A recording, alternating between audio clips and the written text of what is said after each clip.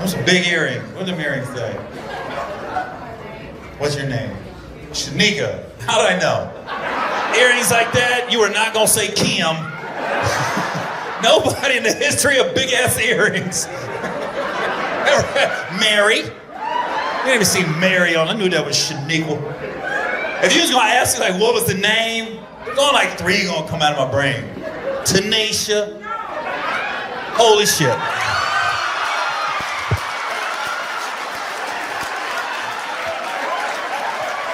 Tanisha, Shamika. Ooh, yours gotta be a motherfucker. You the oldest.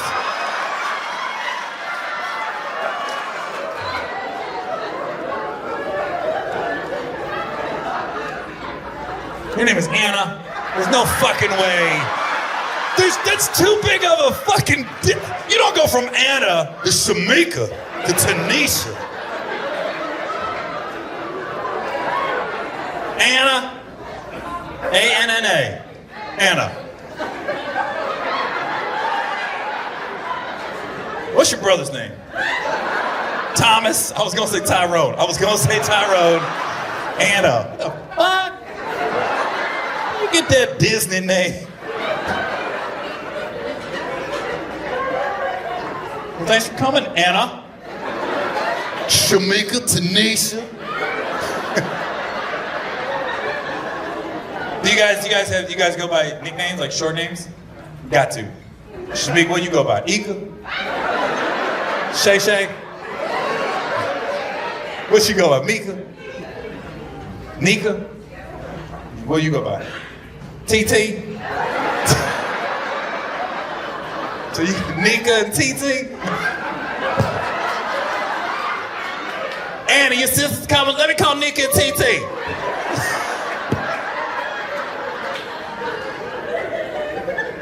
Nika and TT. Let me come up. Hey, you TT sister? You look just like her. Look, that TT sister. Did you guys grow up out here? Like Rancho Cucamonga, Rialto? Because Rialto High. What was it called? Eisenhower High. So everybody knew TT and Nika at Eisenhower High. Is that a probably black high school? Mixed. Pretty mixed? Okay. Somebody said, it ain't mixed. Somebody got mad. Motherfucker, it ain't mixed. There was 2 mixed kids. That motherfucker ain't mixed. The way you looked at each other, yeah, it's pretty mixed. Let me see, Daryl, Gina, Doris, Linda. Those are that was the 4 white kids. It was mixed. There was 1 in every grade. Like, is it mostly black? Mostly black? Mixed? Like what kind? Like East Side High mixed? They beating up Kid Ray. Get TT and Nika. They beat the fuck out of here.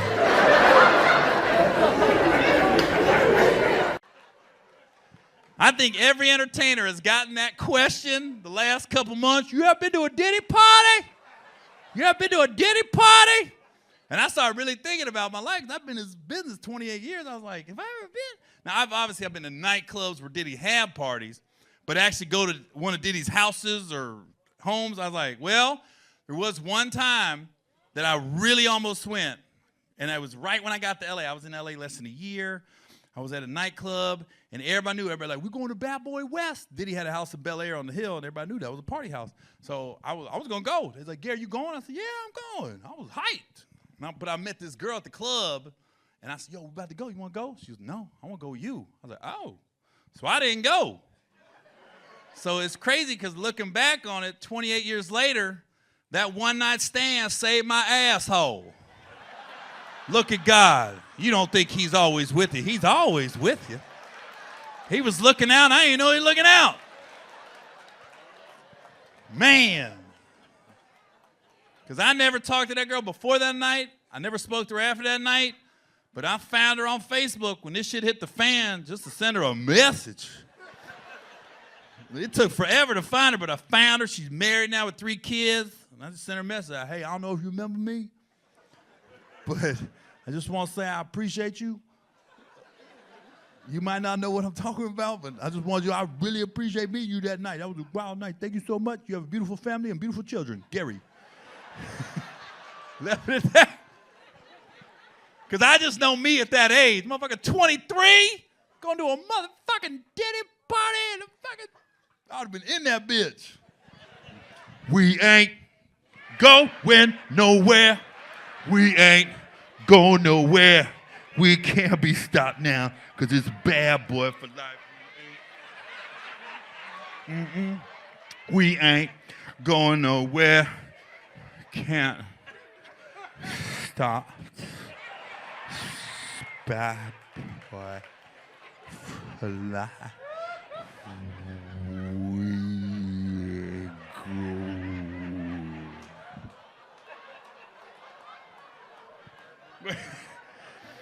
I'm getting up the next morning. Fuck, man, it was a wild ass motherfucking party.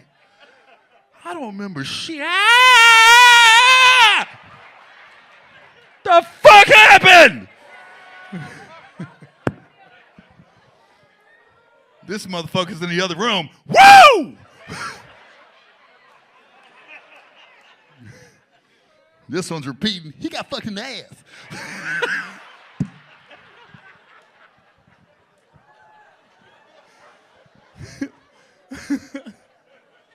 You guys have the same shirt on? What does it mean? It's Alabama A&M University. Oh, okay. My bad. GED Incorporated. Barely made it.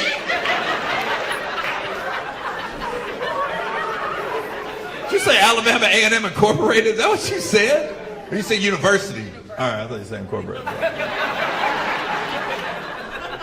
Where's that at? Huntsville, Alabama. Huntsville. Okay. That's because. And why are you guys still wearing the shirts? We went to celebrate Juneteenth to see the Black Outcasts. Juneteenth. It's August.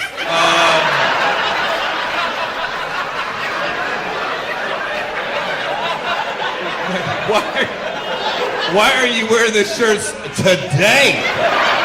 She was like, now we would celebrate Juneteenth, Black Holiday, first Black astronaut. Okay, you're in Atlanta right now. You are not in Huntsville. It is not June. Was this planned, or did you pick her up and go, bitch?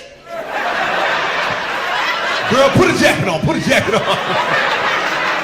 It's 102 degrees. I don't care. So you called her? Like, girl, put your Alabama A&M shirt on. Was you planned it? All right. When we bought the shirt, it was planned. But why? Why are you wearing it tonight? I don't want to ask you anymore. Just for the hell of it. Just want to look alike. I'm going to put the white pants on. My sister, why not? Oh, you guys are sisters? Okay. That's all I had to say. Oh my God. I didn't say you were wrong. You're really defensive. What? My sister?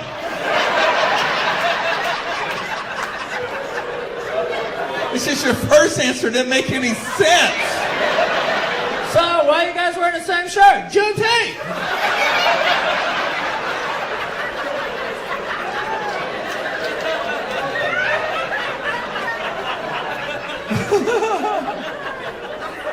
Is she driving? She's not driving, is she? Okay. I don't want you to get pulled over and she says the wrong thing to the cop. You know how fast she was going? I love quesadillas. I love them. I love the cheese and the sour cream, little guacamole. I love eating quesadillas. What the fuck? I asked her how fast she was going. I don't know. I just love them. I went to Huntsville back in June. I ordered some quesadillas. Yeah. And that's my sister, and she loves quesadillas too. She loves enchiladas. She loves enchiladas. We love Mexican food.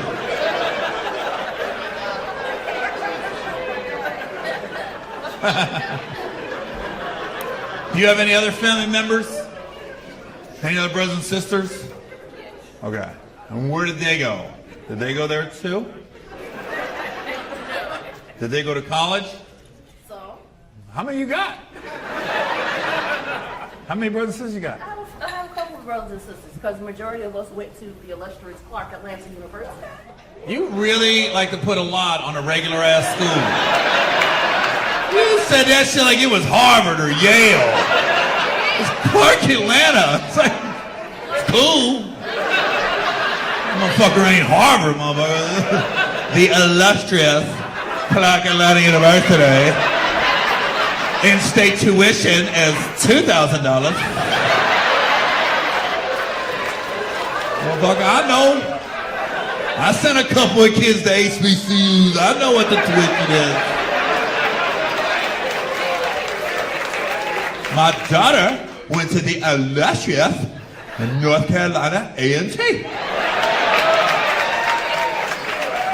G-Ho. Yeah. Did you have any brothers and sisters that didn't go to college? Oh.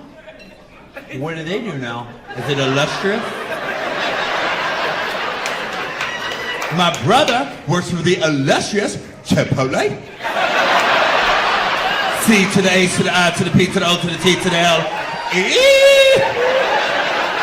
Brown rice.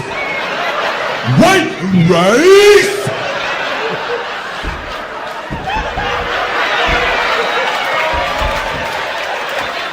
Guacamole!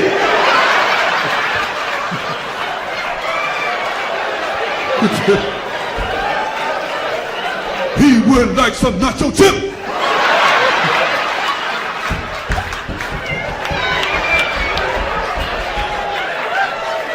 To go! Get the back! Get the back!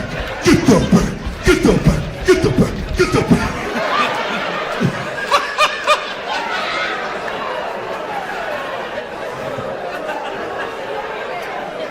Where's your brother work that didn't go to college? He worked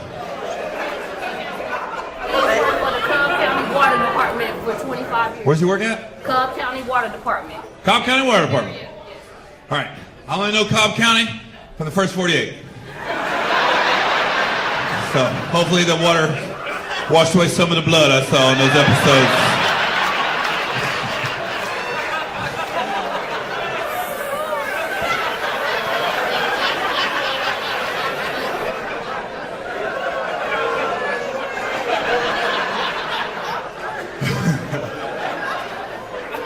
That's good you're proud of your family. That's good. And there's no jokes here. I'm glad you're proud of all your brothers and sisters.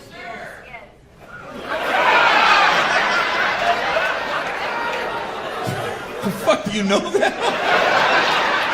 Oh, that's what I'm talking about. Yes, sir. Yeah. Well, nobody said you don't. Oh my God, why do you sound like that? I'm proud of mine, Gary. She sound like she made some good ass sweet tea back there. I'm proud of mine, Gary. Put more sugar in it. That's half the bag. That's how I make it.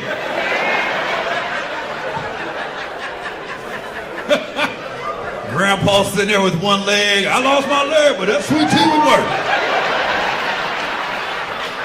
What's that? Frat parties? At San Diego State? Yeah, I'm the DJ. I got shot at one of those frat parties, motherfucker. Remember that one? Remember that one? I got jumped at one too. You was there when I got jumped? Oh. Why didn't you stop playing the music, bitch?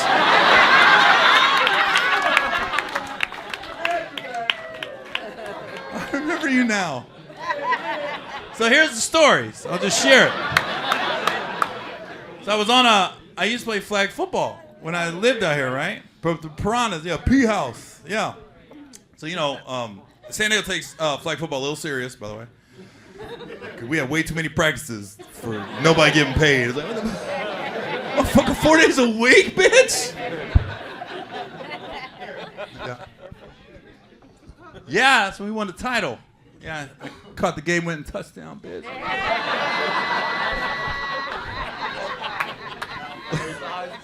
We had like an all-black team. I go, let me run across the middle. They ain't gonna be looking for me to catch nothing. That's like what I said to him. I hadn't caught a pass all year. I was like, let me throw it to me. I'll catch it. I mean, the other team was black. They just stood there like, what the fuck this white motherfucker come from?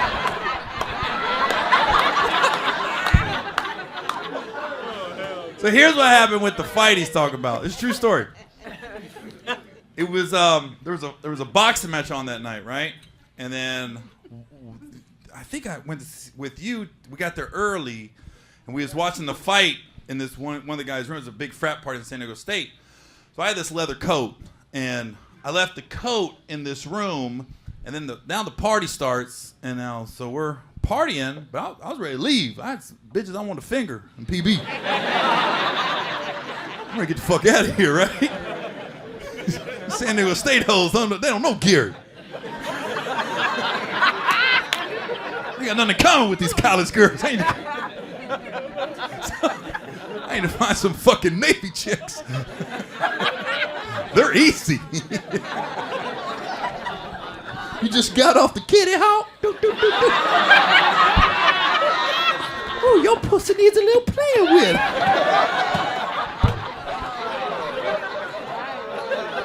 Did you cross the equator? Did you cross the equator?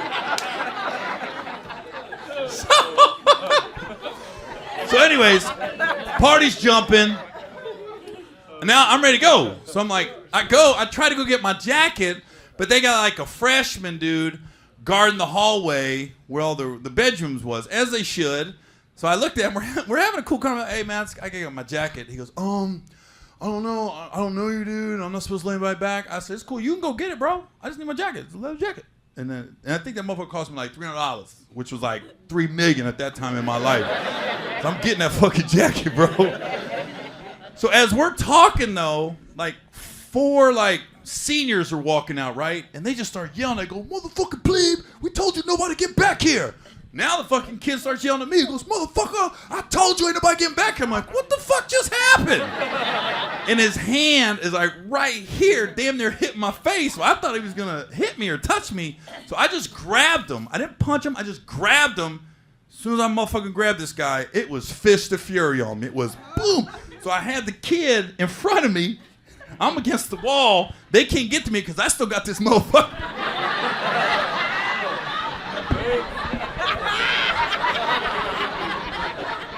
I said they're beating the fuck out of their friend. So then like cooler heads prevailed and a couple guys was like, ah, and it got broken up. So now I got like 4 guys dragging me out. I'm still going, motherfucker, I just want my jacket. But on the way out, I was on the way out, and one guy, I don't know where he came from. He came from way back here. He had a beer can, boom, and hit the back of my head. I said, you motherfucker. So now I'm in the front yard of this frat house. He's still DJing. He don't know any of this is going on. That's what he said.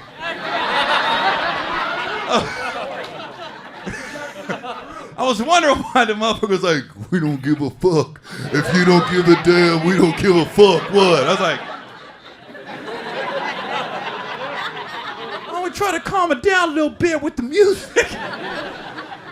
So I'm in the front yard now, and I got like a couple guys from the frat house are telling me, we're gonna call the cops. We're gonna call the cops. I said, for what?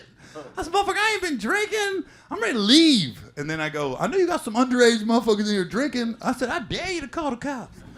Okay, well, motherfucker, you gotta leave. I said, I just want my jacket. I will gladly leave. Give me my fucking jacket. So the frat's all white, right? All of a sudden, like 3-4 black guys that was on my flag football team, they show up, and they're like, gee, what you doing here? I said, I can't get my jacket. I said, this fucking, and I'm white, but I said, these white motherfuckers jumped me. If you got some black dudes, just act like you ain't white, even if the guys are white. These white motherfuckers jumped me, man.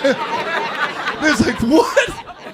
So now the 4 black dudes surround me.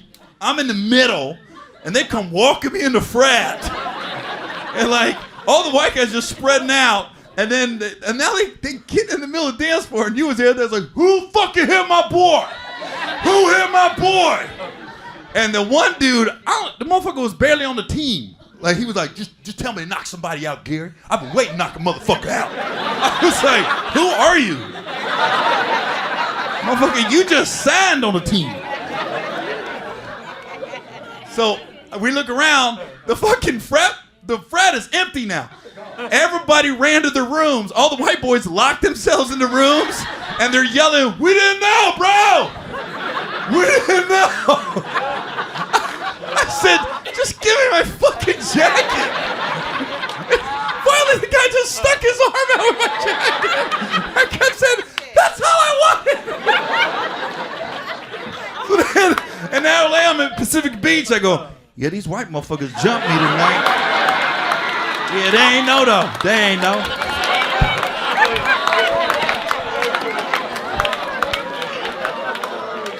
Because I remember you stopped the music. The brothers came in, they jumped Gary. He stopped you, he goes, who the fuck jumped my boy? But he's Filipino. He went, Buddha Buck by my boy. Buddha Buck. Piss party is over. Did you say this party's over? Piss party's over. Fuck you, fuck you, fuck you. You got me fucked up.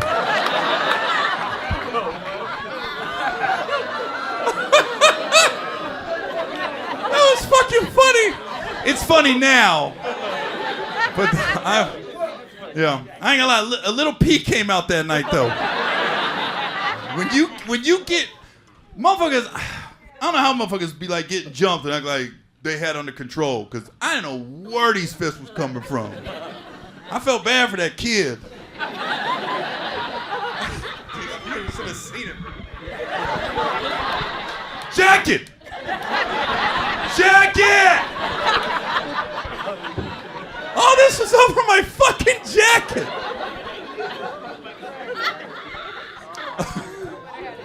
That was a wild night. All done.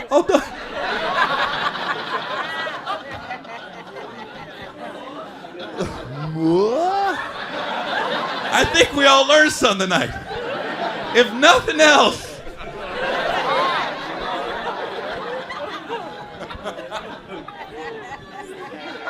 All right, fuck. That's funny. I've told that story. A lot of people think I'm lying.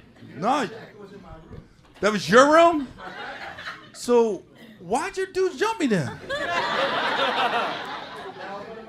Because you know I'm cool, like, motherfucker, I didn't start fights.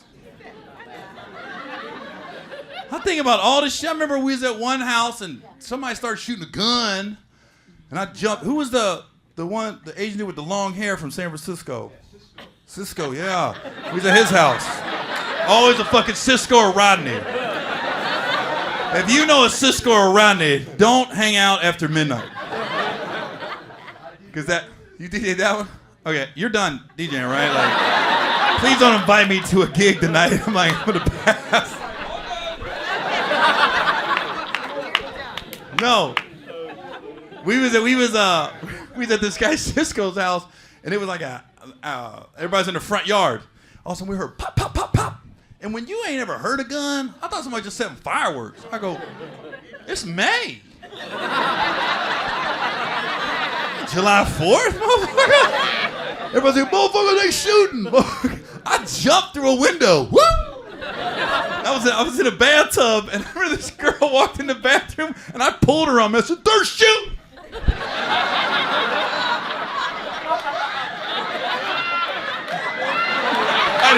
I did.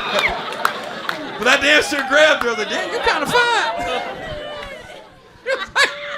I gotta go. I said, you can't get up yet. They shooting. I'm protecting you. Here, in fact, you get on the bottom. I'll get on the bottom.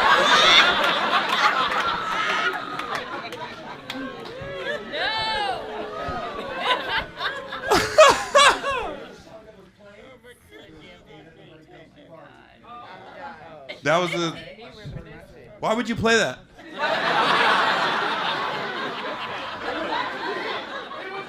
I know, but there were so many other better hits that people didn't get shot to. Return of the Mac Daddies. Could have played that. Nobody ever got shot to that. Could have played some John B. Never got shot to that. No, baby, no, baby. No. Dun, dun, dun, dun, dun. Nobody ever got shot. The guy would have had the gun out and be like, oh, this is my jam.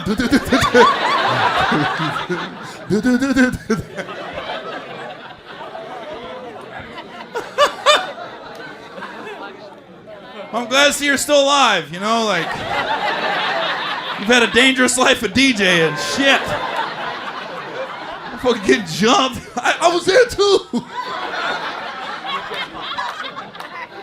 Every time I DJ, the motherfucker got shot or beat up. Been to 2 fucking parties.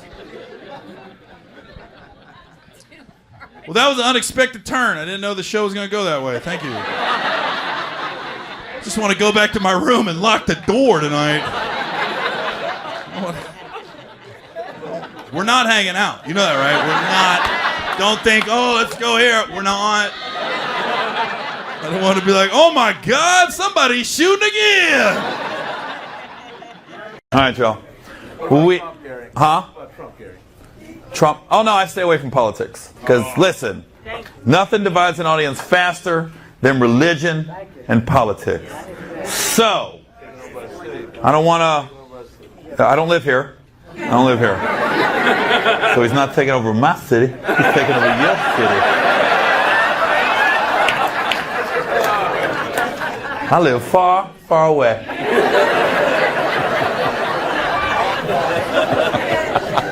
My city's fine. We're not.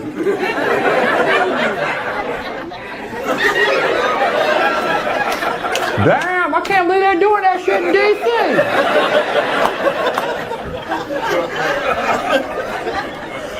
Yeah, I don't fuck with that shit, boy.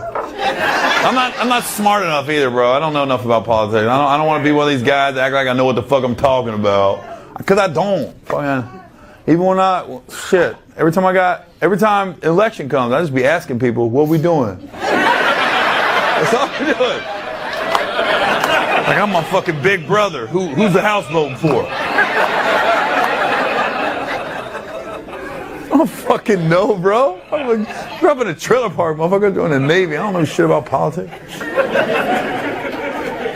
Dude, I've been trying. What do you think about his foreign policy? He put the National Guard. And I was like, oh. Dude, I checked out when The Apprentice got canceled, man. How the fuck you gonna let that motherfucker from Poison win? He ain't raised no money though. Holly Robinson Pete raised more money than he did. He gonna let Bret Michaels win because he had a stroke. I knew he was fucked up from that moment on.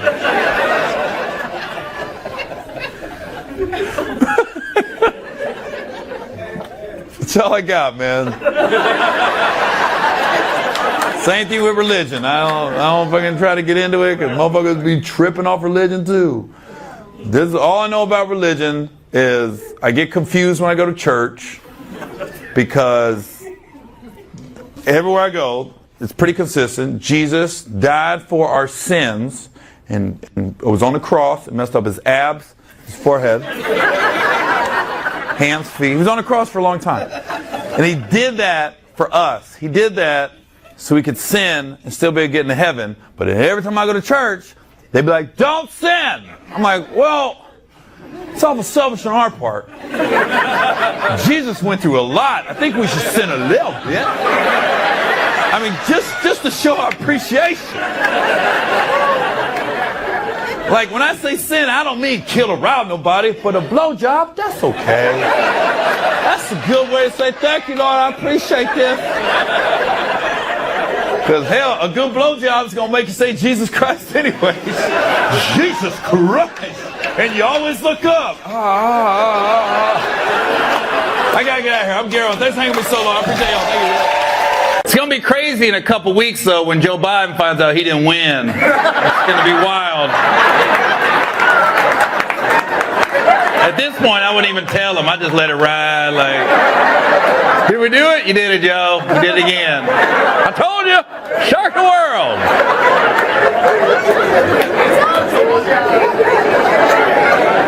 I don't think I've ever seen a president deteriorate at the speed of Joe Biden.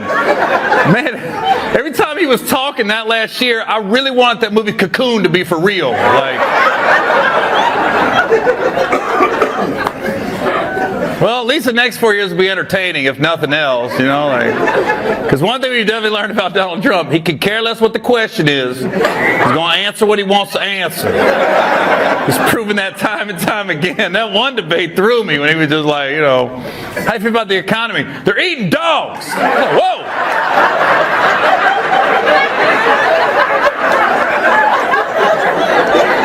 Man, when he said that, I was like, oh, he don't give a fuck about the Asian vote.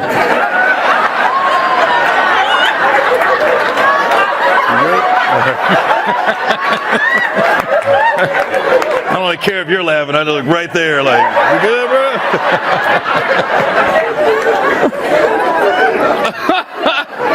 Trump's entertaining, nothing else, you know, like he just says what he wants. He just goes off script, you know. How you feel about the economy? They're eating dogs. Whoa.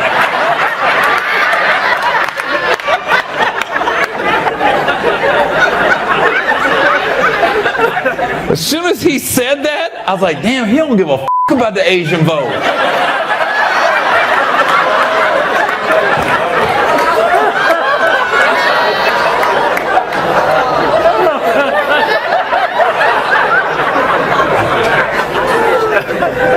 Kind of funny, he was talking about a bunch of Haitians in Springfield, Ohio. You know, there's at least one Chinese restaurant owner like, they eat the dog too.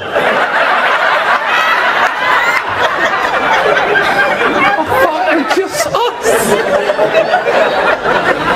The worst part about it is, as soon as Trump said that about the Haitians in Springfield, the media just flocked to Springfield, Ohio, and interviewed the worst white people you can interview on the planet. I've been to Springfield. There's some decent suburbs, not who they interviewed. One dude had no front teeth, sitting on his fence, looking at a bunch of Haitians like, I hate them. I ain't seen my cat in 3 weeks. What? Completely embarrassing. And he didn't even know why he hates them. Why don't you like him? I just don't. I was like, this guy's a man of few words and thoughts. I just don't. What the f*** when you... Springfield's not that big. I don't know why you wouldn't want a bunch of Haitians to move in. I didn't understand the drawback. I was thinking, God, just let them really integrate into the community, and then about 12, 15 years, the sports team should be way better. Who don't want a little Patrick Mahomes running back there? Same guy, like, I hate him. Well, your daughter don't. You're missing your cat, but they found her cat.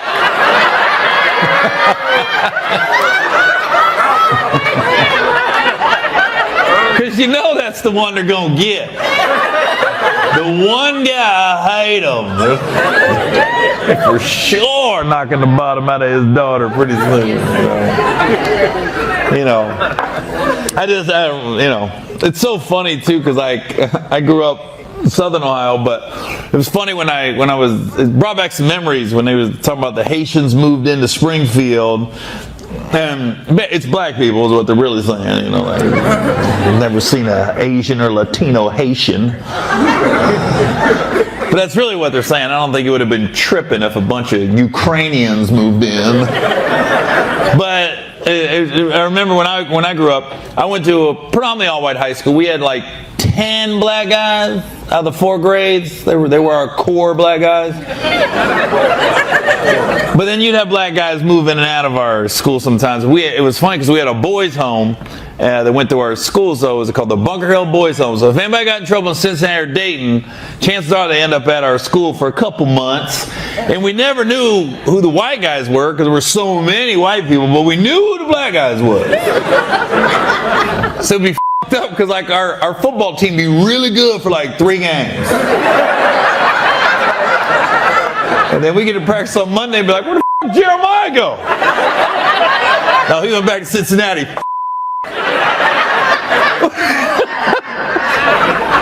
We'd be beating the f*** out of the all-boy Catholic schools and losing in vocational schools and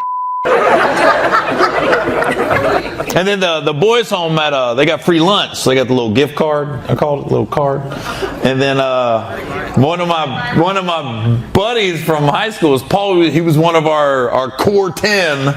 You know, he was like I was always there, but we always ate lunch together.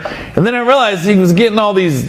I realized what he was doing because he'd go up and get his lunch. He'd have all kinds of shit on his tray, and he'd look at the cafeteria lady run the register. He'd go Bunker Hill. And she's like, all right, go ahead. I go, she didn't ask for his ticket. And I'd be right behind him like, Bunker Hill. She goes, you got your ticket? I was like, you ain't asked the black guy for his ticket. I get so mad at Paul. I was like, you give me some of them tater tots, motherfucker. even like with the election being next week, like I said, I'm not Brian to tell you to vote for, but it's funny to me. But like I listen to all the people that are pro-Trump and anti-Trump, and I listen to people that are pro-Vice President Harris and anti-Vice President Harris. The big thing with Vice President Harris is people that don't want her to win. They'll say things like, she keeps saying what's she going to do when she gets in office. Where's she been the last 4 years? Hadn't she somewhat been in office? And if I was her campaign manager, I'd lean into that narrative. I wouldn't even run from it. So next time she had an interview or a moderator or somebody trying to hit her with a question, she's trying to get her caught up. They go, you keep saying what you're going to do. Why haven't you done it yet? You've been basically in office for 4 years. If I was her, I'd be like, I've been trying. But this old white motherfucker wouldn't let me do a goddamn thing. And Biden's so old, he'd be like, who's she talking about? We gotta find this old white man that won't let her do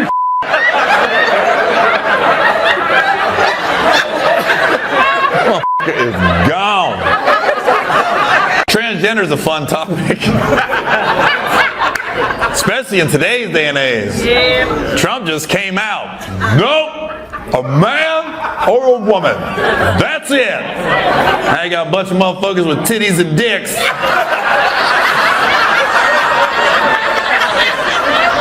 What the fuck am I?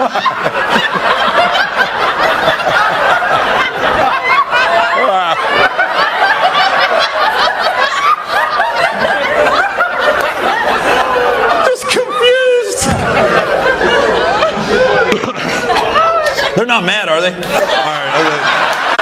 I thought they left. Fuck him. I love my cock. I thought they got pissed. They got him right there. We're done. We're done. What you mad for? I just got the dick 2 weeks ago. Welcome back, girls. You had me worried. I thought you got mad. And I was like, what you do with tits and dick running around? And all 3 of you was like, fuck this! Now your dude's like, no, they're good, dog. I mean, her brother's questionable. That's we all got that gay relative. I think everybody has a gay relative at some point. Second cousin. You're saying no, but trust. There's somebody. And you're always shocked when you figure out who it is in your family. You're like, shut the fuck up, Derek! Yeah, Derek's got a boyfriend. Transgender's a fun topic. Especially in today's day and age. Yeah. Trump just came out. Nope. A man or a woman. That's it. Now you got a bunch of motherfuckers with titties and dicks.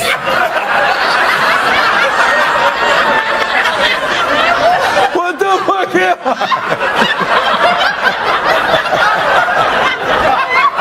Wow.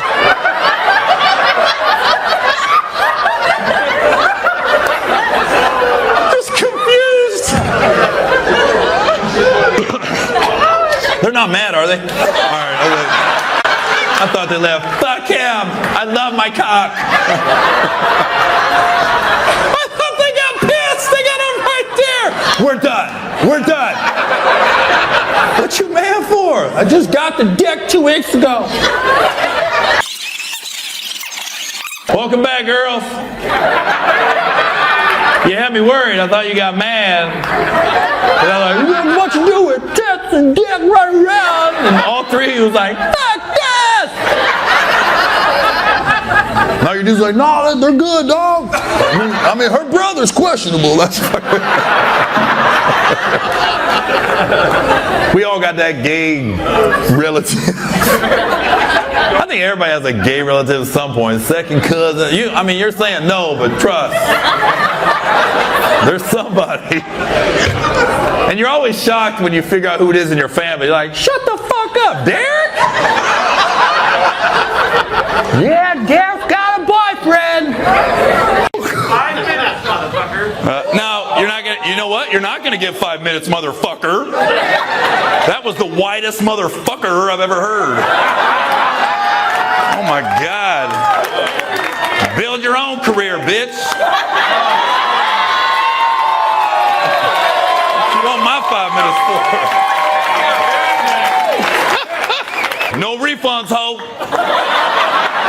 I still got your money, bitch. So technically, you work for me tonight, ho. Fuck you. Ooh, that's when I won. I won. The minute when they just give up with the fuck you. I won. Give that bastard right now. What happened? Oh, he's leaving? Is that him?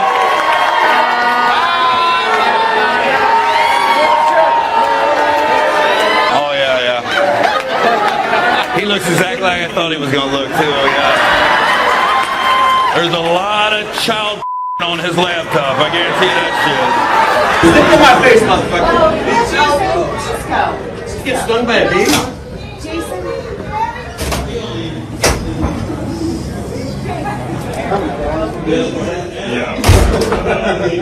Got about 3 weeks till the election. I'm not bright enough to tell you who to vote for. I'm not going to go there. I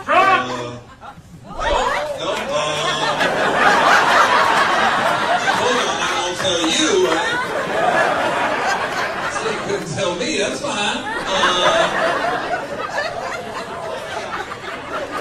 I literally heard someone go Trump, and a black lady go, "Who said that?" Who said that?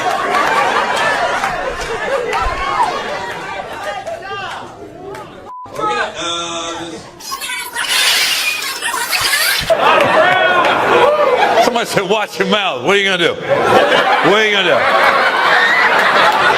I said, watch your mouth.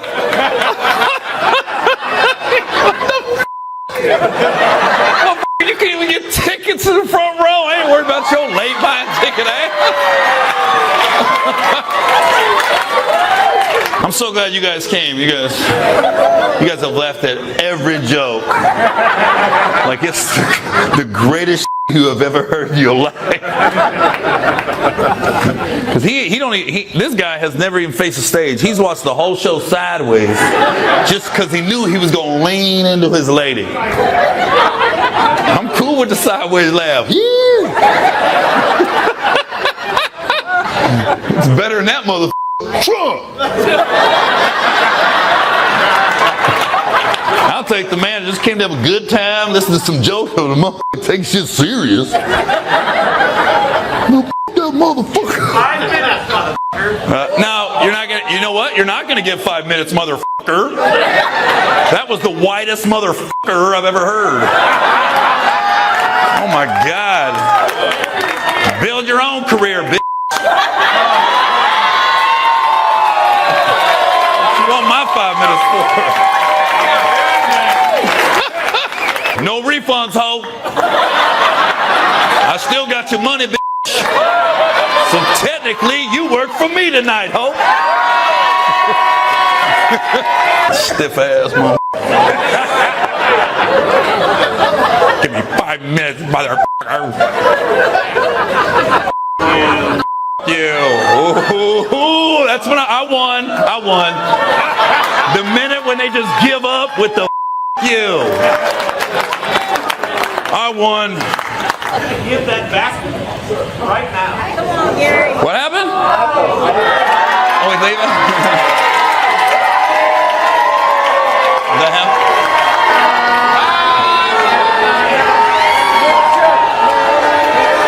Oh, yeah. He looks exactly like I thought he was going to look, too. Oh, yeah. There's a lot of child on his laptop. I guarantee that. Stick in my face, mother. Just Get stung by a bee.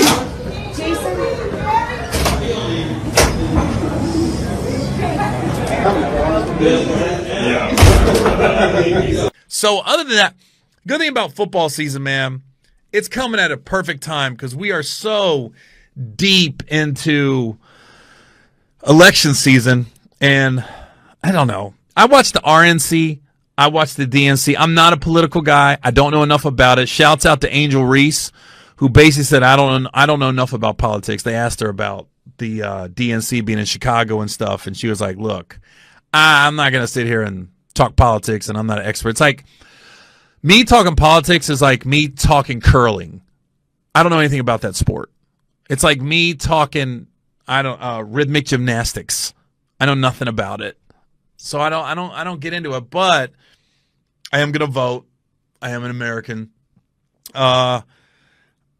It's just, this is not a strong year. Like when you watch the RNC and the DNC, it's like, I think it would be more interesting because basically it's a love fest.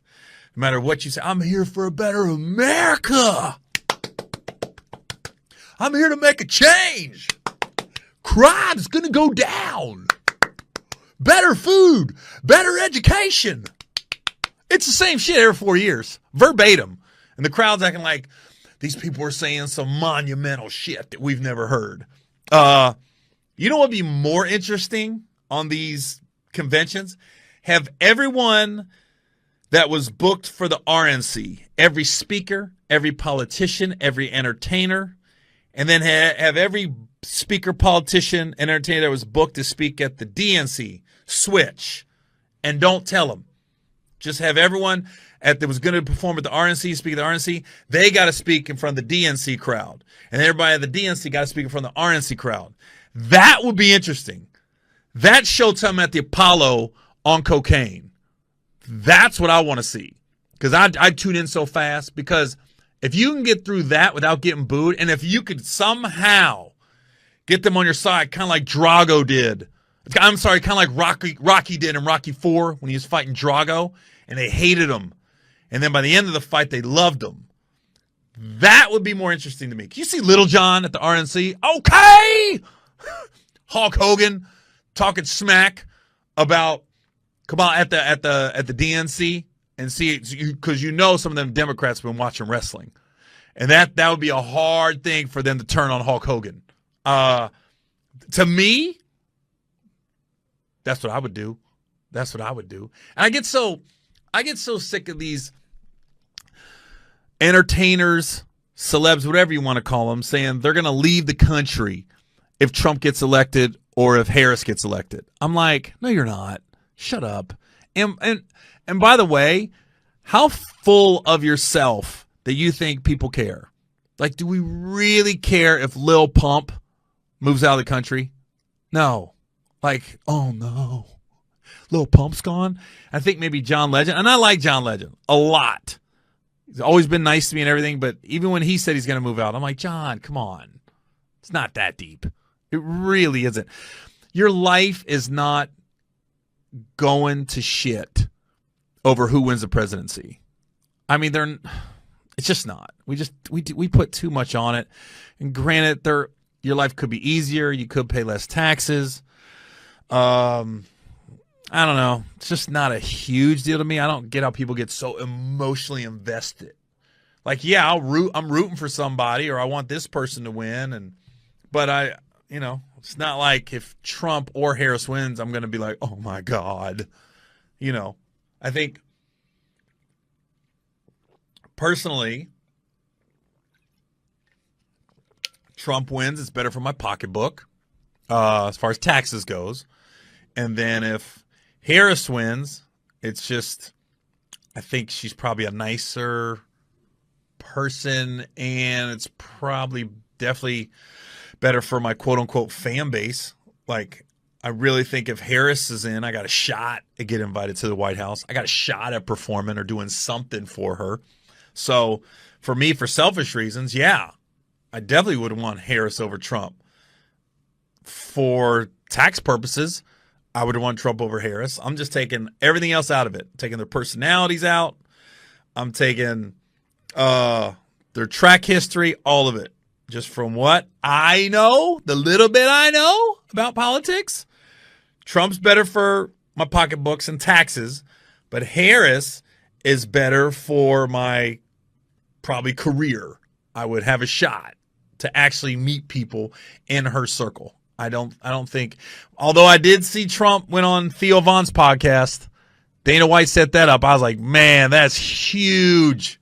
That's huge to have like the former president that's running for president in the middle of the election to get on a podcast like Theo Von's. And I see it's doing crazy. Where's it at right now? It's doing, let's see. I'm going to go to YouTube and see how many it's got as of now. I ain't doing Cat Williams' number, but it's doing numbers. Here it is. It's at 11 million views. And let's put that into perspective for someone like Theo Von, who great podcaster. His two biggest podcasts. Wow, he's got, okay, I take it back. That dude's pushing crazy numbers. So Joe Rogan's his biggest one 2 years ago. He's got 22 million.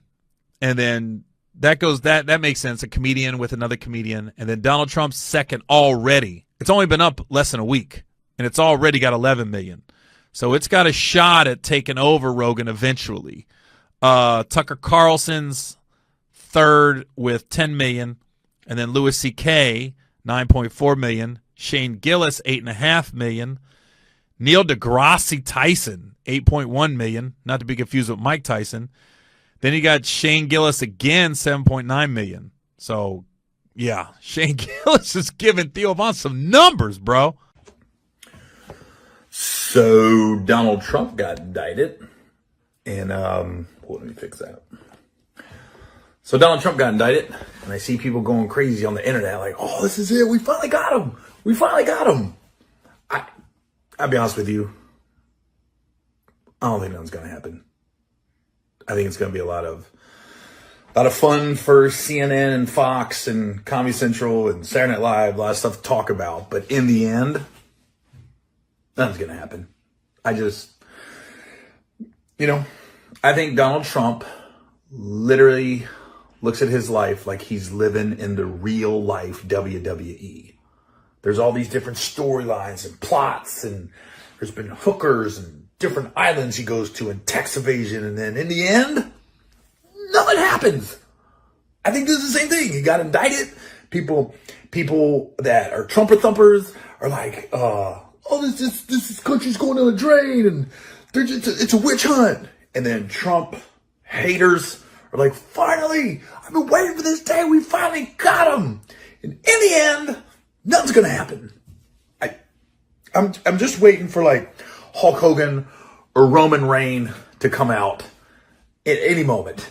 It's like there's you got Democrats and you got Republicans, and you got some people they just vote Democrat, and some people they just vote Republican, and then you got the thumpers, the Donald Trump. I call them Trumper thumpers, and that man can do nothing wrong.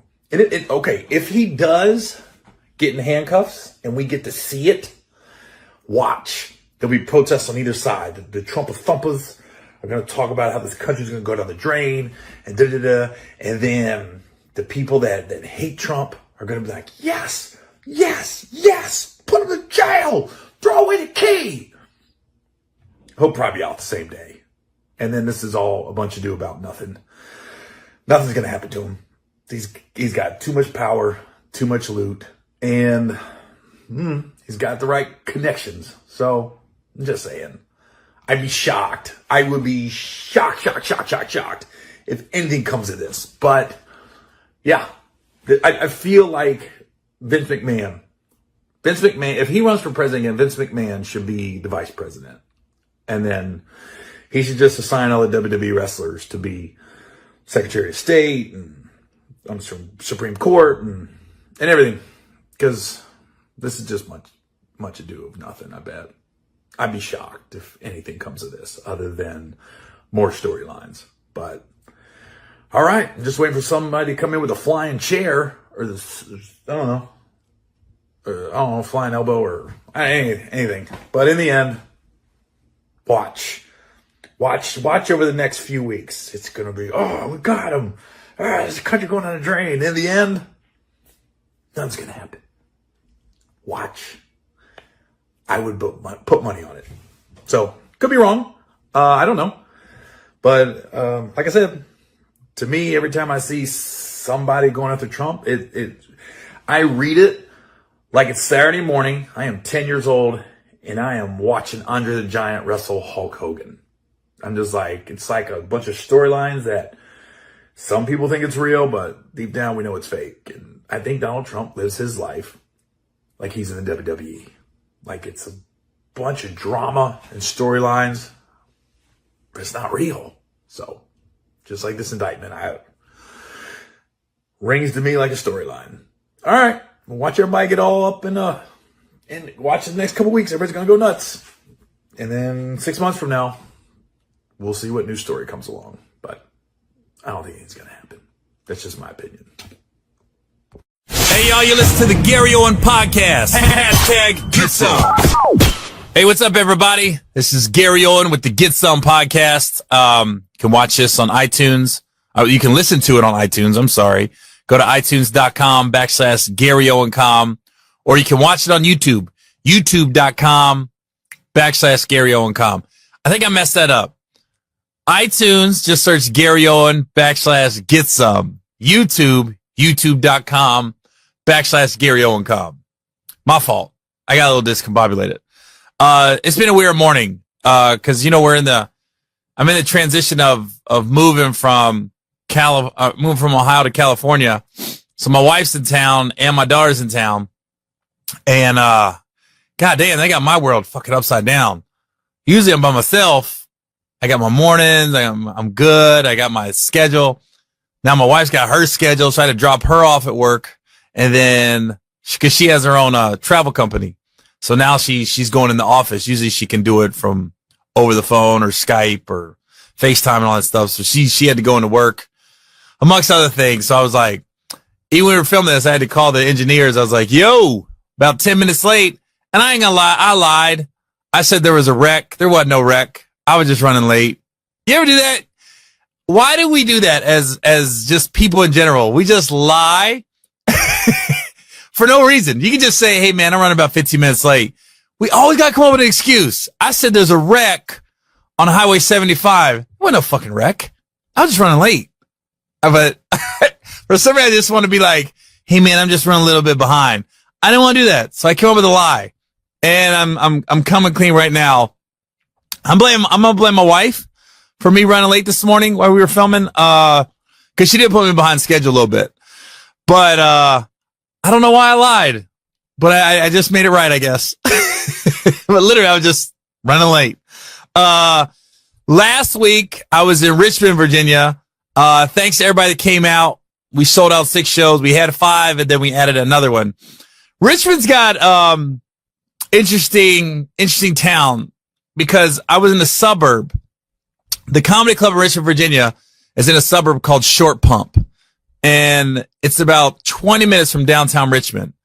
And Short Pump, it's weird. There's some freaky shit going on in Virginia. Now it kind of explains Chris Brown a little bit because the comedy club is in Short Pump. I'm at the Funny Bone. and it's right next to Dick's Sporting Goods.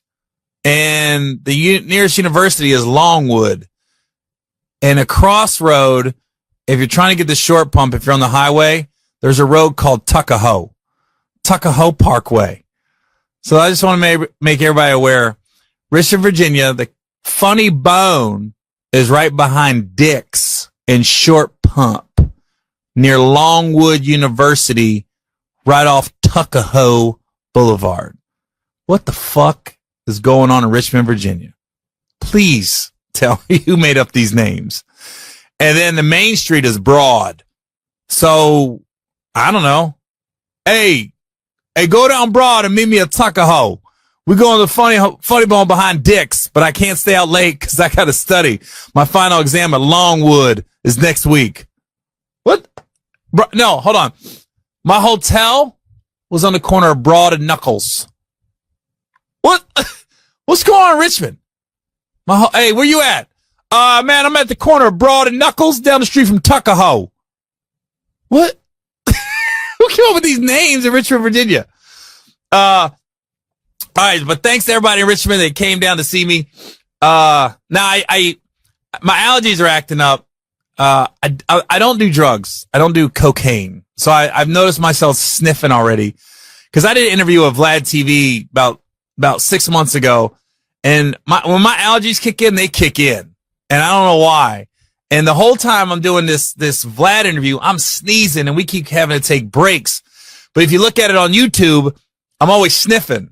But they don't know that we're taking breaks as I'm doing an interview because I literally got to blow my nose and I got tissues. It's not to that extent right now, but when you see the interview on Vlad TV, people are like, I know a cocaine head when I see one. I'm like, nah, it was allergies and for whatever reason, my nose is just acting up. It does it. I think my nose just turns on me every now and then. That's what's happening right now. So if you hear me sniffing on this podcast, I'm not doing drugs. It's not because of cocaine or anything else. It's just allergies. This weekend, October 13th, I'm in Washington, D.C. at the MGM National Harbor. And then next week, October 18th to the 21st, I'm in Ontario, California at the Improv. And then October 26th, I'm in Oklahoma City at the Tower Theater with Russell Westbrook of the Oklahoma City Thunder. And then the first 2 weekends in November, so November 1st to the 4th and November 8th to the 11th, I'm in Houston, Texas at the Improv. I used to push myself and do like 14 shows in 4 days. And then my manager goes, why don't you just do 2 weekends there? You sell out all the shows. I go, why didn't I think of that? That way I ain't got to kill myself 3 shows a night for 3 days straight. So I just do 2 weeks now in Houston. And then, November 17th, I'm in New Orleans, Louisiana at the Sanger Theater. And December 15th, I'm in Cincinnati, Ohio, the Taft Theater. And New Year's Eve, I'm in Grand Prairie, Texas, aka Dallas, Texas, at the Verizon Theater. Look, man, it was a great weekend to be a Bengals fan. Huge. I'm sitting here in Richmond, Virginia at this sports bar, and I thought we didn't have a chance. We're losing the whole game, 17-0. Bengals down in the third quarter. I'm like, in my brain, I'm going 3-2. Then we got to play Pittsburgh. Then we got to play Kansas City and New Orleans. We got a tough schedule. It's really going to set us back. And I don't know what happened, but they just woke up. And all of a sudden, defense scored a touchdown. Defense scored 2 touchdowns. Bengals win 4-1. All's right in the world right now with me. Like, when the Bengals win, everything's okay. I always say, like, if a doctor tells me I got cancer, Gary, you got cancer, you have 6 months to live. It's better than 5, baby. It's better than 5 because the Bengals won. Now, the Bengals lose, Gary got cancer. What the fuck, man? I gotta go to chemo. How can I stay living? Bengals win? Could be worse.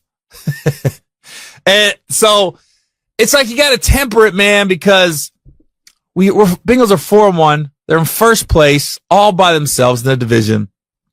But the Steelers are coming to town. Oh my God. This is the worst. It's the worst. Bengals lost, I think, 11 of the last 12 to the Steelers. For whatever reason, they got our number.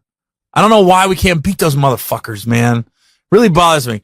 What bothers me more is most of the Steelers I meet are pretty cool.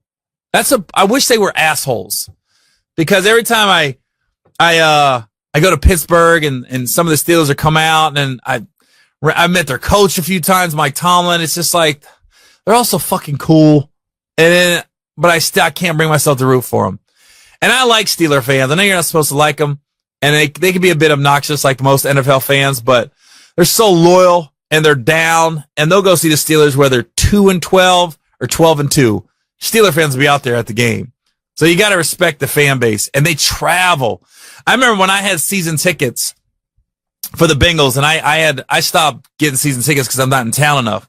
But when I had my season tickets, they would put ads in the paper when the Steelers come to town. Don't sell your tickets to Steeler fans, because you go to a Bengals game when they play the Steelers and they got those terrible towels, and that stadium be half full of Pittsburgh fans, and you see them towels going crazy. And I was like, but what the Bengals don't realize, you make half your money back off the Steeler game.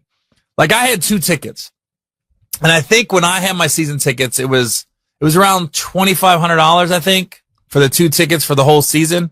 And Steeler game, I would get $1,000 for my 2 tickets for that one game.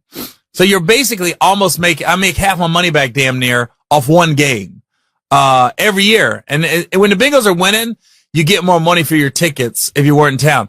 If they're losing, it's hard. Like, if it's the Bengals versus the Buccaneers, that's a hard ticket to sell. Or Bengals versus the Cardinals. But the Bengals Steelers, always get your money's worth. And then some. If you put them on StubHub or Craigslist or any of those websites like that. I always make my money off the Steeler game. That's why it's hard when the Bengals, if they're not winning, they say don't sell your tickets to Steeler fans. You make all your money back on the Steeler game. But I'm going to be in the building. I'm in D.C. the 13th, and I'm flying back early so I can make that game on the 14th. I said, man, it's crazy because usually I work my schedule around the Bengals schedule when it comes out. And this year I didn't really do that. Like, I know I'm going to make 3-4 games, but I got burned last year. I tried to make my whole schedule, and then we were terrible. I was like, shit. You get to December, you're like, why did I do this? Why am I in the cold for this game that nobody cares about? So, hey, it's just a good time to be a Bengals fan. Now, if you're an NFL fan, it's clear who the best 2 teams are. It's the Kansas City Chiefs and the Los Angeles Rams. And then there's a huge drop-off. Now, you could say, as long as Brady's in the league, Patriots got a chance. Yeah, that's true. But right now, I mean, the Steelers and Chiefs are just head and shoulders above everybody else. And they play each other this year, too. There's a real good chance they could both be undefeated going into that game. I'm going to, hold on, let me look and see when they play each other. Because I know they play. I saw it on ESPN that the Chiefs and Rams. Yeah, November 19th. Oh, and it's a night game. They must have thought they were going to be good. It's a Sunday night game. Oh, is it? It's a Monday night. Shut the fuck up. It's a Monday night game. NFL got lucky with that shit. November night, Monday night. No fucking way. No way they got lucky like that. So November 19th, Chiefs versus Rams. That could be 2 undefeated teams. Because the Chiefs got the Patriots. Ooh, that's gonna be a good one. Then they got the Bengals, where I hope they lose. And they got the Broncos, they're at the Browns, they got the Cardinals. Man, they could be undefeated. And who the Rams got? The Rams got at the Broncos, at the 49ers, home versus the Packers, at New Orleans versus Seattle, and then the Chiefs. Man. The Rams guys, they could both be undefeated going into that game. That's crazy. That's crazy. And how did NFL get lucky like that shit? That they made it a Monday night game by accident. That's crazy. Okay, something funny happened on social media. So I come across this, somebody sent it to me. They tagged me in it, so I saw it. This tweet, and it's funny, and I think it makes a lot of sense. Some girl she goes, yeah, I'm white, but I'm not Trump white. I'm Gary Owen white. I was like, I was like, I should make a t-shirt. If I made that a t-shirt, I'd probably sell the shit out of that after my shows. Yeah, I'm white, but I'm not Trump white. I'm Gary Owen white. And I reposted it. God damn. It's got, right now, I reposted it last night. It's got 46,000 likes already. And I just posted it last night. That, yeah, I'm white. I'm not Trump white. I'm Gary Owen white. I always say, if you ever come to pay to see me perform, I don't do Donald Trump jokes. I don't do political humor for a few reasons. One, I'm not that smart. I'm not that bright. I don't know enough about politics to talk about. That's why if you listen to my podcast, I don't talk about politics that much. I just don't know enough about that shit. I get bored. I get bored watching CNN. I get bored watching Fox News. I get bored watching MSNBC. I'm more of a ESPN type dude and Netflix. I don't know enough about politics. So I don't ever talk Trump during my act on the road. And I also think we get it fed to us 24/7. And I want people to, when they pay to see me, they get a break from that. They get a break from politics and Trump shit. It's just it's 2 hours where you don't have to worry about any politics being brought up. And a lot of times at the end of my shows, when I do comedy clubs, I'll do a Q&A. I'll be like, you guys got any questions? And never fails. Somebody always be like, Trump, what you think about Trump? And I always got to tell them, I don't do Trump jokes. I just made a conscious decision about 6-7 months ago. I was like, you know what? And I told my opener, I said, dude, don't do any political jokes. I go, I want my crowd to have a break from all that shit because it's getting force fed to us 24/7. And I always tell people, go to DL Hughley's page. If you want to know how I feel about politics, go to DL Hughley's page. He's more passionate about it than I am, and he's definitely more educated about it than I am, and he's smarter than I when it comes to politics. So if you want to know what I feel about Donald Trump, just go to DL Hughley's page, and he usually's got a handle on it. I don't agree with everything he says, but probably about 80% I agree with DL when he's talking about that stuff. Now, I'll tell you what movie I saw last night. I saw I'm about to sneeze. I'm trying to hold it in. If you're watching this on YouTube, my eyes might have just got watery. You ever try to hold a sneeze in and then it's all in your brain? That's what just happened. So I've held sneezes in before at meetings and airports. I'm like, you all right? It'd be like, something happened? Like, it looks like I'm about to cry. It's not, just holding a sneeze in because I don't want to be rude. Hold on. Okay, I just held it. It's a gift. Now, I saw the movie A Star is Born last night. Man, they might sweep the Oscars this year. Bradley Cooper, he's the director and the star. He might get both. Lady Gaga's, everybody's getting nominated. Sam Elliott's good. And it was interesting, man. I'm watching A Star is Born. And rumor is Bradley Cooper and Dave Chappelle are like best friends now. So when I heard that and I found out Dave's in the movie, I'm thinking Dave's in it. Dave's in it for about 5 minutes. But what I noticed is there's a lot of comedians in this movie. Lunell's in it. Eddie Griffin's in it. And they're all just in it for like 1 or 2 scenes. Lunell's a cashier. And she's got a quick, funny scene. Eddie Griffin's a preacher. And he's only in it for about 30 seconds, literally. Chappelle plays Bradley Cooper's like friend from high school that he grew up with. That is kind of like a sounding board for Bradley Cooper's character in the movie because Bradley Cooper's character is like basically a rock star. And Dave seems like that high school friend that's got an average suburb life, but it's grounded, married with kids. And I think Bradley kind of goes to him as like a getaway. And I got friends like that too. That's why even though David isn't that long, I liked his character because I get it. Because me being in the entertainment business, I got a buddy Paul in Columbus and a buddy Mike in Kentucky. Like, they're my guys. They're doing great in life, but they're working, got their wife and kids and just doing it, you know? So Dave's in it. Lunell's in it. Eddie Griffin's in it. Andrew Dice Clay's in it. Now, I didn't see that one coming. Now, Dice Clay plays Lady Gaga's dad in the movie. And even when he walked on screen, it took me a second. I go, hold on. Is that Dice Clay? Cause he looks like an older dad. He's got gray hair now. And he looks like he's healthy, but, he's not funny at all in the movie. He's playing strictly a dramatic role and he killed it. I bet he gets a lot of work out of this.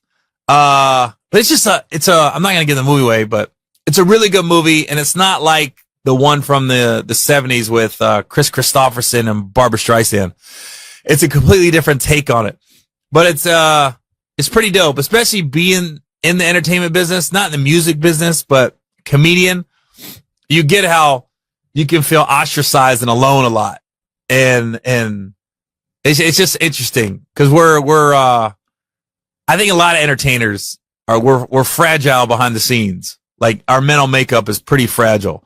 We do read the blogs. We do, people's opinions matter to us. We act like it don't. That's what kills me when I hear entertainers be like, yeah, I don't care about what people think. I do a lot. And I think that's such a lie. Same thing when I see people getting the tattoos saying only God can judge me. I'm like, really? That's bullshit. There was one guy in Cincinnati one time. He had it like on his forehead or some shit. He had it on his neck. He had only God can judge me. And he like killed somebody and now he got life in prison. And I'm sitting there looking on the news and I'm like, well, that tattoo didn't work out, did it? Anytime anybody's got only God can judge me, I go, I got a feeling they did some dirt. And they're trying to convince themselves that only God could judge them. I'm like, no, the court can judge you and a jury can judge you. There was one guy one time, and I don't know, I don't know what he did. He did a bunch of crimes, but he had these money bags in between his eyebrows, these big money bags, and he had them tattooed right here. And then he went and robbed somebody. And I go, that was stupid. You're pretty easy to catch. This is note to all criminals. Don't get tattoos on your face if you plan on committing crimes. It's a kind of easy getaway. I'm always amazed when they can't find somebody for a couple weeks and they got tattoos on their face. I go, where's that dude at? Because if he's at a 7-Eleven or McDonald's, I mean, he's going to stick out. So if you haven't seen A Star Is Born, I recommend going to see it. It's a dope movie, about 2 hours and 15 minutes, but it goes pretty fast. And when you got a story like that, like those movies like A Star Is Born, it takes 2 hours to flush the story out. Because it really is, it's a love story. And you gotta see the relationship kind of grow and blossom. And, I always like Sam Elliott, man. Sam Elliott's good in everything. I'd be shocked if he doesn't get Oscar nominated for his part. But I remember him in Mask. I don't know if people remember that movie Mask from like 84, 85. It came out. It was about Rocky Dennis, the dude that had the weird face.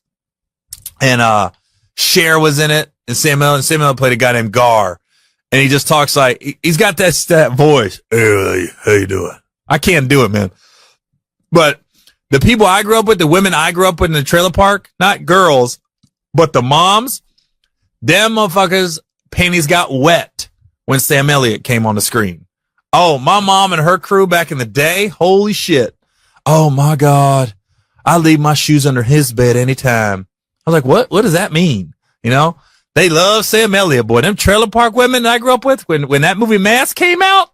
So every time I see Sam Elliott, it reminds me of growing up, hearing all them women talk in the trailer park. Like my mom would have like her crew of women in the trailer park, like come over and I'd hear them talking on the front porch or in the kitchen. And, my mom was funny, man. I remember one time I heard my mom talking to her girlfriends and they were sitting there and one girl's like, yeah, I got my tubes tied. And another girl was like, yeah, well, I'm going to make Rick get his shit snipped. And then my mom goes, well, we just pray a lot. We're not going to get fixed. We're just going to pray a lot. That's what we're going to do. Now, the other thing that happened over the weekend was the Conor McGregor Khabib Nurmagomedov fight. I can't say his last name. Here's the thing. I thought I knew his last name. And then I heard this dude that beat Conor McGregor. I heard him talk. We're pronouncing his last name wrong. And that's when I gave up. Khabib Nurmagomedov. I don't know how to say his name. I'm going to give you the spelling of it. And then I'll tell you guys how you think you're supposed to say this name. Khabib, Khabib. Khabib. His last name is Nurmagomedov.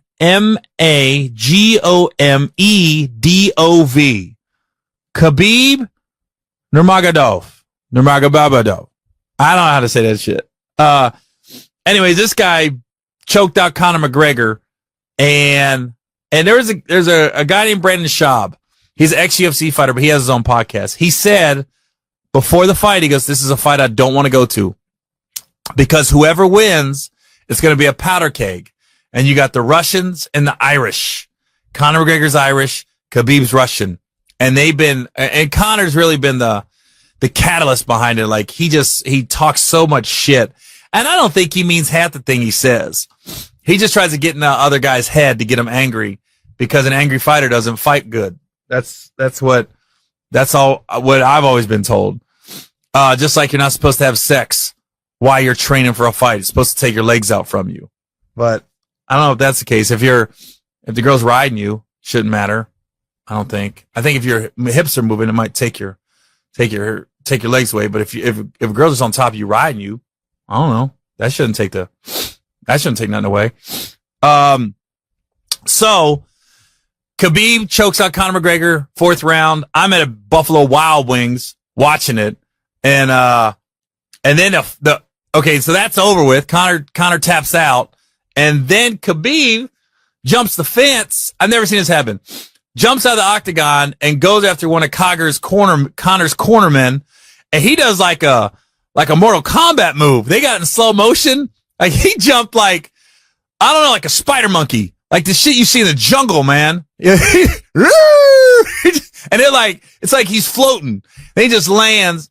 And then Conor, he takes a couple shots at some of Khabib's guy within the octagon. Then this guy in a red shirt jumps over the octagon, gets in the octagon, and sucker punches Conor from behind. It's just fucking chaos.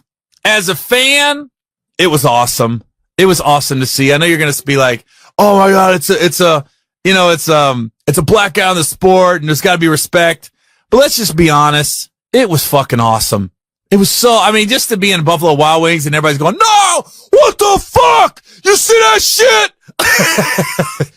And then, usually when a fight's over, everybody respects each other and they slap hands and you realize it's all just trash talk. They don't really mean it. This shit, they really meant that shit. And now you want to see a rematch because if we're being honest, Conor got dominated the whole fight. Here's the thing. When you're a fighter, I don't care if you're a boxer or if you UFC fighter, when you got that one hit a quitter, which Conor's got, where he can sleep you at any moment, you're always in the fight. So when people say you got completely dominated, you did, but you still was only one punch away. Some people, like Floyd Mayweather's not a one hit a quitter. You gotta, it takes a while. Bernard Hopkins wasn't a one hit a quitter. Winky Wright wasn't a one hit a quitter. Tyson, one punch, boom. This Deontay Wilder right now, one punch, boom. The guy Deontay Wilder's gonna fight next in December, Tyson Fury. He's not that type of dude. He's got to lay on you and he's heavy and he's got to work you down and almost wear you out. Khabib's like that. So Conor, even though dominated, he was still in the fight because at any point he could have connected and anybody could go to sleep. But the fact that these guys had the big argument and the scuffle after the fight, it makes you want to see a rematch just for that reason. And you want to see what Conor's going to say because leading up to it, he's going to dominate and I'm going to shove my knuckle through his orbital bone and tink. I love how the Irish guys go tink. They don't say think. There's no H. It's tink. If you look at Conor's Instagram page, he even spells it Tink. I make you tink. So regardless of what you think of the fight, the melee after the fight, it makes you want to see another fight. I do. I want to see him fight again for no other reason than to hear Conor talk. For no other reason. And this is leading up to the fight. I kept seeing a video of this Khabib wrestling a bear back in 1997. He was 9 years old, and I went, you know what? That's the out game for me. If you wrestle a bear, I'm not fucking with you ever. I don't care if it's a fight, an argument, chess. I don't want to fuck with you if you wrestled a bear. And it's crazy hearing about Khabib and his lifestyle. because Connor talked about his dad, talked about his Muslim religion, talked about the people he associates himself with, talked about Alexander Putin. He talked about everybody that Khabib is in contact with. And this just shows you a different culture. Now, Khabib's a grown man. He still is with his mom and dad. And I think his family, I think he's married. I'm not sure, but they all live in the same house. Different culture completely. Cause he's got plenty of money. He's got enough money. He can live wherever he wants right now, especially after this fight. When the pay-per-view numbers come in, that's when we'll know, really how much money they made. That's the thing. There's no losers in this. Connor lost, but he's going to win. Larry Holmes had the best line I ever heard after a boxing match. Larry Holmes gets knocked out by Mike Tyson. He's doing the interview after the fight. I'll never forget I think it was Larry Merchant, or the interview goes, Larry, are you embarrassed? Do you think this hurts your legacy? Larry goes, a little bit, but I'll feel better in the morning when I go to the bank. It's like, it's the best answer. He's, yeah, a little bit, but tomorrow I'll feel better about everything when I go to the bank. Yeah, it didn't hurt my legacy at all. I was like, and that's the same thing with Connor and Khabib. I mean, say what you want, read the internet, but when it's all said and done, once his pay-per-view numbers come in, everybody's a winner in that fight. Now the other fight was good. It was there's this guy Derek Lewis. If you don't know who he is, please look him up. Please look this UFC fighter Derek Lewis up. He's a heavyweight, but he looks like he just hangs out the bar and drink beers. He's not ripped up. He's not cut up. He's got a belly on him. But it's one of those muscle guts, I call it. There's dudes with those muscle guts that it's a belly, but it don't move. It's just solid. So he got one of them muscle guts. And he got a one-hit quitter because he's losing this fight against this big Russian. And then he just, all of a sudden he connected.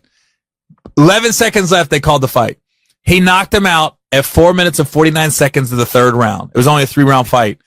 And he was losing the fight. He don't knock him out, he probably loses.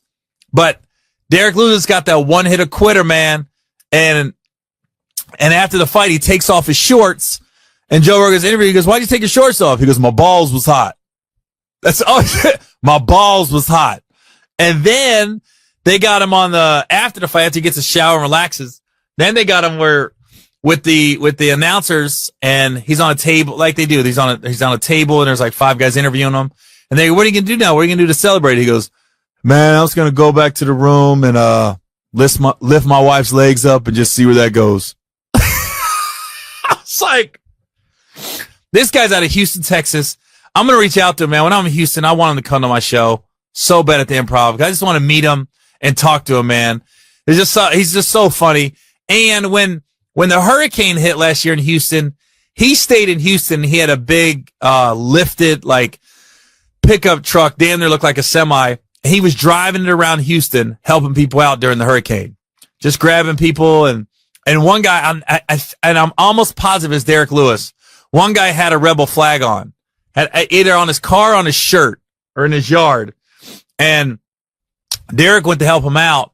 And then somebody said something to him like, dude, that guy's got a rebel flag. He goes, man, we'll deal with that shit later.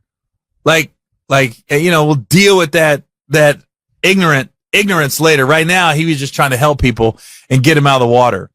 So I hope if anybody knows who he is, I'm going to reach out to him on social media when it gets closer to me going to Houston. But I really want him to come to my show. I just want to meet him and talk to him, man, because he cracks me up. He really cracks me up. I start following him on Instagram now. Derek Lewis. Let me see. I give his Instagram out. Give him a shout out. DERI. Derek. I'm the worst at spelling, by the way. I don't know if it's 2 R's. There it is. Okay, his Instagram is The Beast UFC. TheBeast UFC. It's Derek Lewis. Yeah, look him up on YouTube, man. And his Instagram page is actually funny. It's funny as shit. And I know he's gotten a lot. Oh my God. He's got a lot more followers since that fight. So I'm not the only one that noticed him, because he didn't have this many the Saturday night when I saw the interview and I immediately started following him. He didn't have that many. He got a lot more since the fight. So people started to get wind of him, man. So yeah, so the UFC fight, Bengals are 4-1. I went and saw Stars Born, go see that. This week's it's a weird week for me. Every year it comes around because October 8th is my mom's birthday, and then October 12th is my brother's birthday. Now, my brother passed away a couple years ago of a heroin overdose. So Friday, October 12th would have been his 37th birthday. He would have turned 37. He passed away May 20th, 2015. So I always make sure I'm home and I go to the cemetery and go see him at where he's buried at. And I got this, I don't know if it's a weird thing I do or just something I always bring. Whenever I go see him on his birthday, I take a pair of running shoes and I put them on his headstone and I leave them there. And I always write a little message on the insole to him. And every time I go back, the shoes are always gone. I don't know if somebody takes them or I don't know if the cemetery when they're cutting the grass, they just throw them out. But I put them on top of the headstone. And I don't know, my mom might take them and throw them in the garbage. I don't know. But I always leave them. And the reason I do that is because my brother Dallas would always take my clothes that I'm not wearing anymore and my shoes when he was around. We both wear a size 12. We both got the same like waist. I'm 6'2". I think Dallas probably 5'11". He was a little shorter than me, but he'd still take my pants and then he'd just cuff them up or hem them up. But it's just a little tradition I do every year. So it's weird because my mom and my brother's birthdays are so close, October 8th and October 12th. And I don't talk to my mom anymore. I mean, it's no secret for whatever reason, we don't talk. I think, when's the last time I spoken to my mom was March of 2016 was the last time I had a conversation with my mom. And then, yeah. And it got a little ugly within the family there for a minute, just because I tried to get custody of my brother's daughter. Once he passed away, there was a custody battle between my mom and stepdad and the baby's mother, and the court called me out of left field. I had nothing to do with it. I didn't know there was a real custody battle going on, and this guardian ad litem is what it's called. GAL, she called me and said, Are you Dallas Randall's brother? And I was like, yeah. And she goes, huh? She goes, I've been to your family's house numerous times, and I've talked to your mom. I go, she's never brought you up. She goes, I've been in your house. There's no pictures of you in the house. I said, yeah, it's a little tense. And then she just was like, her job was to figure out who was the better home for my brother's daughter. Was it my mom and stepdad, or was it the baby mama? And she said she wasn't comfortable with either. She goes, I'm not comfortable with either household. I'll be honest with you. And then, so she goes, if I recommend her to not be at either home,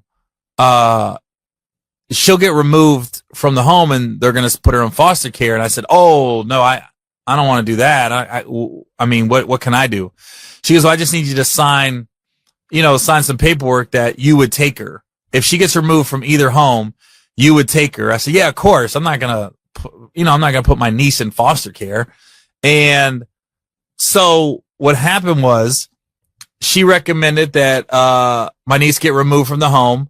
And the judge said, she's not in any physical danger and anything like that. So he said, nah, she's not going to get removed from the home. But my mom saw that my name was on the paperwork that if she did get removed, I would take her. So I guess I'm sure they worked out in their brain that I went behind everybody's back and tried to get custody, and tried to get my niece removed from the home so I could take her. That wasn't the case. The people called me and said, hey, if we remove her from the home, she's going to go into foster care unless you're okay with taking her. I was like, yeah, of course. And they had to come do a home visit at my house to make sure we were stable and we had a good home. And, so it just got ugly. Just got ugly. So I don't really talk to my mom. I mean, I'm giving you the Cliff Notes version of what happened. There's a lot more that goes to it. And then I called my mom and I called my stepdad and I asked them, I said, you think, we could get custody of the baby? And I was trying to do it like, so everyone was on board. And so it would be, I don't know, it'd be a cohesive unit. I said, you can come visit anytime. We're not trying to keep her from you. I just felt like me and my wife and our family would be a more stable environment than what she's going to be raised in, right now. And, my mom at first said yes. And then I don't know, she changed her mind. She was like, nope, I'm not comfortable with it.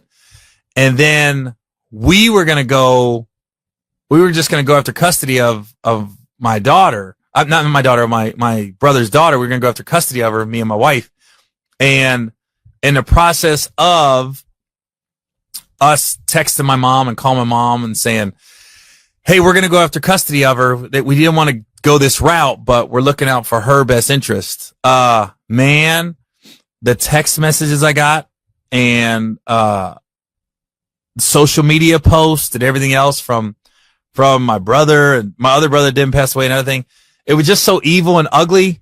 I called my wife and I said, we can't like risk our own family sanity and well-being, if we take her, because if we was going to take her, it was going to be so ugly. Like if we take 10 steps forward with my niece, it'd be 10 steps back once she went with my mom and stepdad. So I'm giving you guys the Cliff Notes version, but it would have got ugly. So we just backed off. And I haven't heard from my mom since. The last time I talked to my mom was when I told her, hey, we'd like to go after custody of the baby. And that conversation wasn't great. I was trying to be calm about it, but just didn't work out. So that's really why I haven't talked to my mom in a couple years, because of that. So October 8th is my mom's birthday and October 12th is my brother's birthday. So on Friday, October 12th, I'll go to the cemetery in Oxford, Ohio, and I'll put some shoes down on top of his headstone like I always do. It's just something between me and him, wherever he's at. It's just something that I do between me and him because, when he was around, I used to always give him my shoes and my pants and everything. My brother's funny, man. He was a funny dude, man. He just had a heroin problem. Like, I think I'll close with this. A funny story about my brother is, I got one brother in prison right now, for dealing and using fentanyl and heroin. My other brother passed away from, he thought he shot up heroin, but there was fentanyl in it. So he passed away when he shot up the fentanyl and it got in the system. But when my brother was alive and my other brother was dealing, my one brother, he gave Dallas, like a bunch of weed. And he said, yo, this is like $1,000 worth of weed. He said, so go sell it. He said, and just give me 500 back and I'll break even. Then you can have 500. Do I think that's a story? No. I think my brother probably stole it from somebody and then gave it to my brother. But my brother calls me. He goes, man, Gary. He goes, Kyle's mad at me. I said, for what? He goes, man, he gave me this weed to sell. And he said, give him 500 and he can break even. Then I can keep the other 500. He goes, but I didn't sell any of it. I just kind of gave it away and smoked it. And I go, what? That's a lot of weed, Dallas. That's $1,000 worth of weed. He goes, yeah. He goes, so now he's mad at me because he said I owe him $500. He goes, so I don't know what I'm going to do. I said, you want me to give you the 500? He goes, no, I'll handle it. I'll take care of it. I said, all right. And then he goes, man, I don't know what I'm good at in life, but I am not a good drug dealer.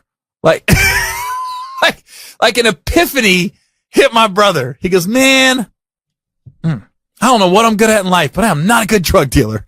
I was just like, I don't know. I was dying. Like I damn near hung up the phone on him because I was cracking up when he told me that. So just, I miss my brother, man. I wish he was still around, but he was a good dude, man. Just had an addiction problem, a heroin addiction problem, man. Took over his life. So I'll end with that, man. Rest in peace, Dallas. I miss you.